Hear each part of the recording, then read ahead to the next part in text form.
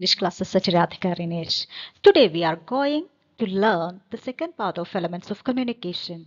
And in the last class we have learned about some elements of communications like a source, receiver, context, message and channel. Hope you have understood all those elements thoroughly.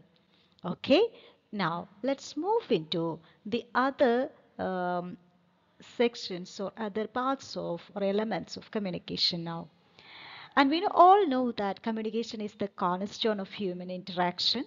Understanding the key elements can help us become effective and empathetic communicators.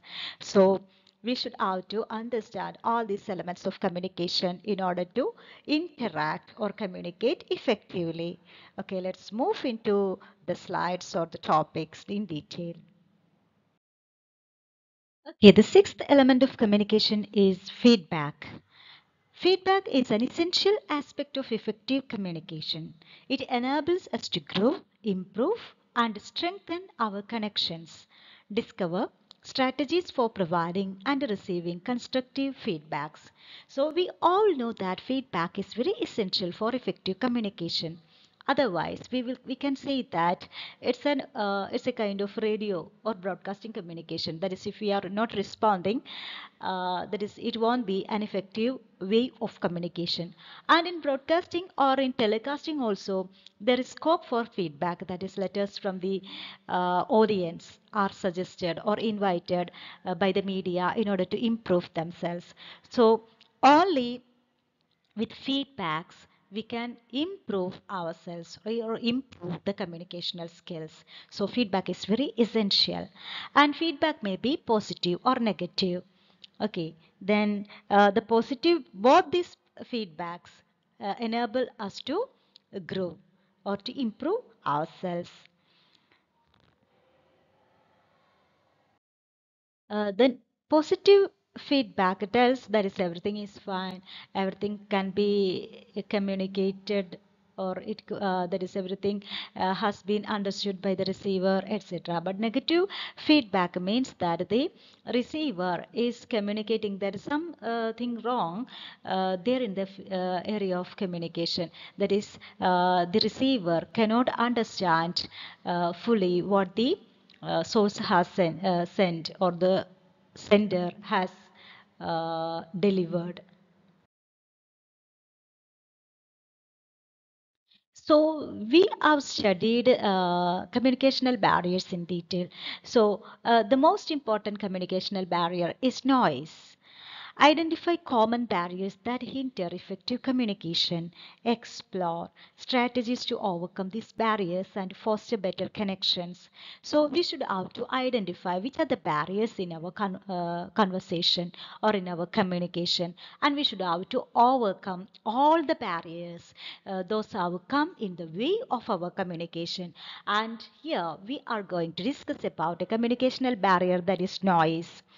Noise is the sounds which interfere our communication, and it can be a barrier like prejudice and the way in which a person is communicating, and the dressing style of the communicator, or bias, poor grammar, etc. All those communicational barriers are coming under noise here. So here noise is a communicational barrier. It may be noise or external voice that barriers a communication, or the way in which the speaker is speaking is not completely understood by the listener.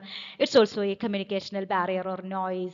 And the background, maybe the background noise, that is, we already said about the noise, like a person who is in traffic jam cannot communicate effectively because of the noise around him.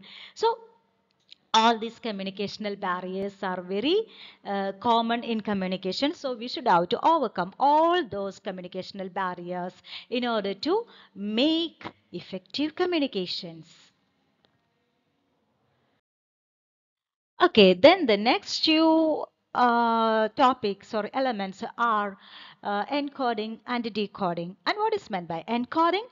And it explores the process of encoding information where thoughts and ideas are transformed into meaningful messages.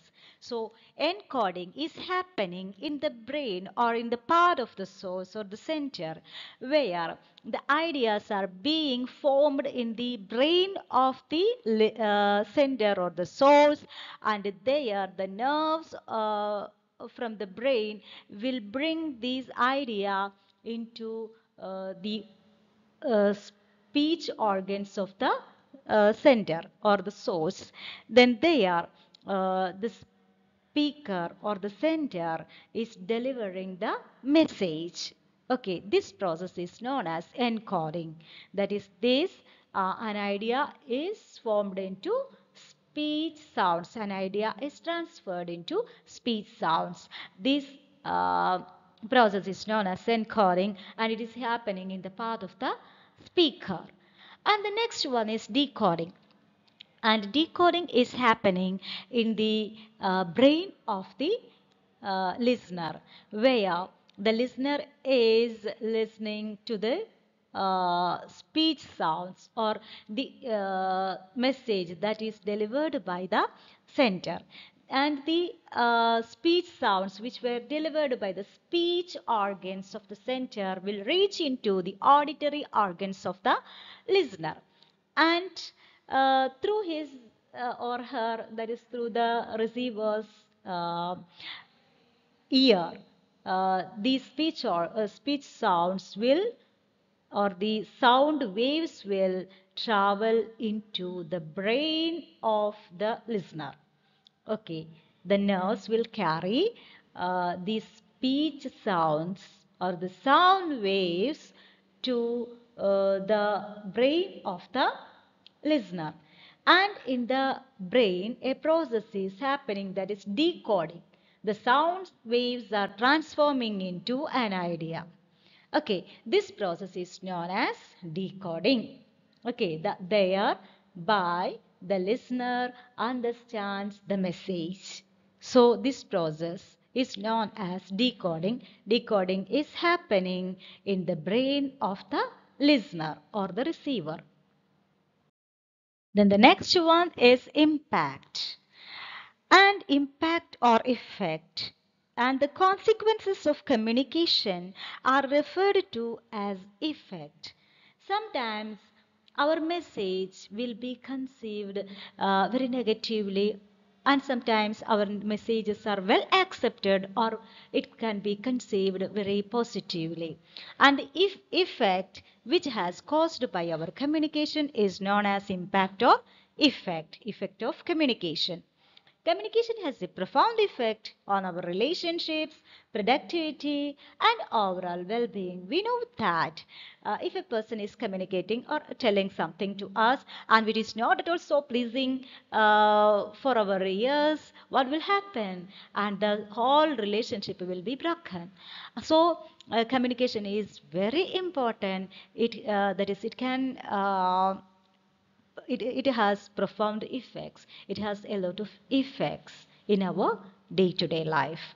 So this is the effect of communication. It's also a very important element of communication. So, we have studied about the 10 elements of communication so far. And we know that from our birth onwards, we are communicating to our fellow beings, to our family members, to our friends, to our pets, etc., to our surroundings, etc. But we are going to think, we are going to thought the intricacies or the complexities of communication so far. And all these elements are very crucial or very important in our day-to-day communication also. So, for effective communication, we should have to care about, or we should have to nurture, or we should have to